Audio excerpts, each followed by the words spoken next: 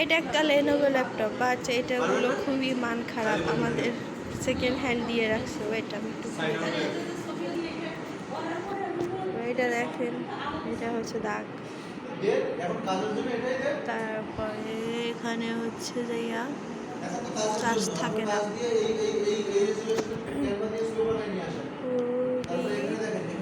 অবস্থা খারাপ, চার্জার খুলে অফ হয়ে যাবে।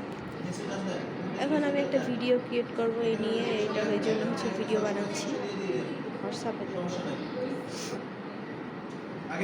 এই মোটামুটি এই জন্য স্যার কয় মিনিটের? 1 মিনিটের অত লাগবে না, 1 মিনিট বানাই। আর আপনি যে পাচ্ছেন তার ধারে বসে বসে দেখেন